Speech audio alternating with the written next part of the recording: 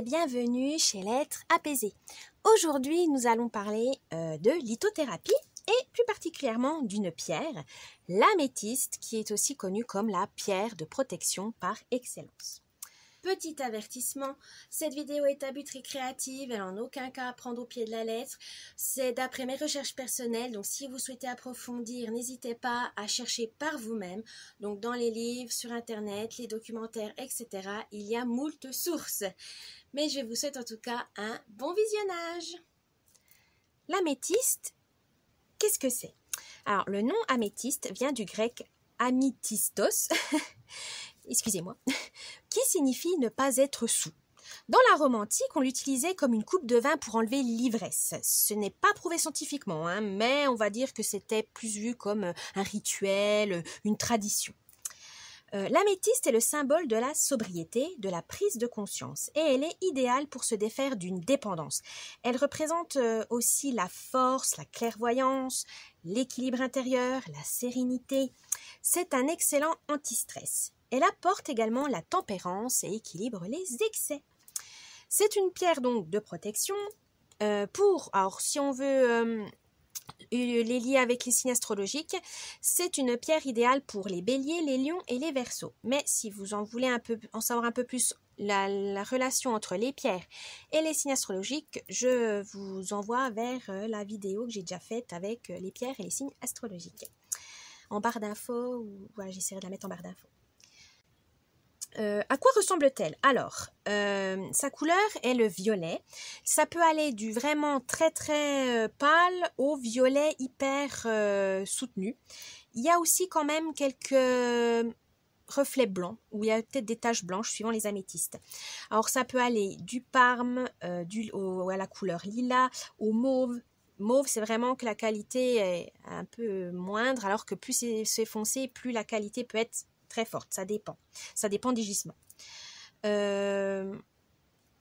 Si par contre vous avez une transparence que vous voyez à travers la pierre bien violette, etc., plus c'est transparent, plus elle est précieuse. C'est vraiment un gage de qualité. Voilà, là, si vous voyez là une bonne transparence à travers la pierre, c'est bon signe. D'où vient-elle? Alors, on a principalement, les gisements principalement viennent d'Australie, du Brésil, de Madagascar, de Russie, d'Uruguay, mais on en trouve également en France, en Auvergne, si ma mémoire est bonne. Donc en fait, l'améthyste, c'est une pierre quand même assez commune, qu'on en trouve un peu partout, parce que, voilà, c'est vraiment la pierre qu'on peut dire même de débutant pour la lithothérapie. Alors, à quel chakra correspond l'améthyste? Alors, au chakra coronal, donc au sommet de la tête pour l'énergie cosmique, pour pouvoir vous lier à l'énergie cosmique. Au chakra frontal, donc pour le troisième œil, pour développer votre intuition et la clairvoyance. Et elle est aussi liée au plexus solaire pour booster votre confiance en vous, enfin confiance en soi. Alors, l'améthyste, pour l'entretenir, il faut la recharger à la pleine lune. Alors, soit toute seule, soit sur un quartz, soit un cristal de roche, etc. C'est assez complémentaire. Pour la purifier, il faut la purifier avec du sel, de l'eau salée ou de l'eau de source. Ne pas l'exposer au soleil par pitié parce qu'elle va tacher et ça va être... voilà, vous allez l'abîmer malheureusement. Pour la purification avec du sel, alors soit vous la mettez dans un bol de sel, soit vous la mettez sur un lit de sel, ça marche très bien. L'eau salée, vous pouvez, mais n'en mettez pas trop parce que ça risque de la tacher. L'eau salée a tendance à tacher certaines pierres, faites attention. Sinon, vous pouvez la mettre simplement dans l'eau de source, sous les rayons de la pleine lune, ça va très bien. Alors, l'améthyste, quelles sont ses propriétés? Alors, les propriétés de l'améthyste sont diverses et variées. Par exemple, elle peut bloquer les énergies négatives, elle aide à vaincre ses peurs et même les angoisses. C'est un soutien indéfectible pour l'acceptation de ce qui est étranger à soi, c'est-à-dire peur de l'inconnu, peur des autres, peur de sortir de sa zone de confort, etc. Donc, elle donne le courage, elle calme l'esprit. Elle ouvre également l'imagination et favorise les rêves, donc n'hésitez pas à mettre une petite améthyste soit sous votre oreiller ou sur votre table de chevet si vous avez envie de décrypter vos rêves par exemple, ou si vous avez envie d'éloigner les cauchemars.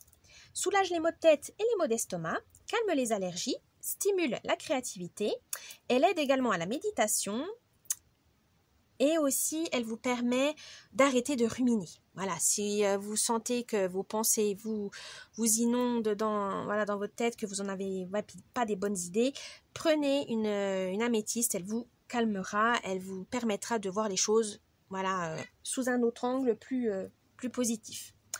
Mon chat est toujours d'accord. Ouais, oui.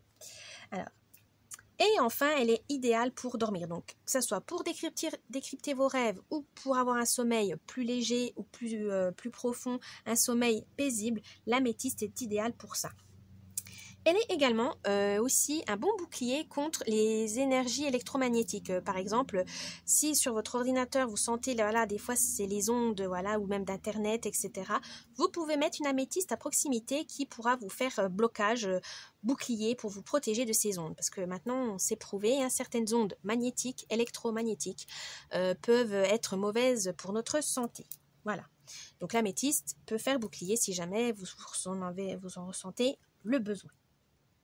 Voilà pour la petite description de l'améthyste. Donc j'espère que cette vidéo vous a plu.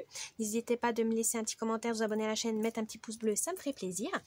Et je vous dis à la prochaine.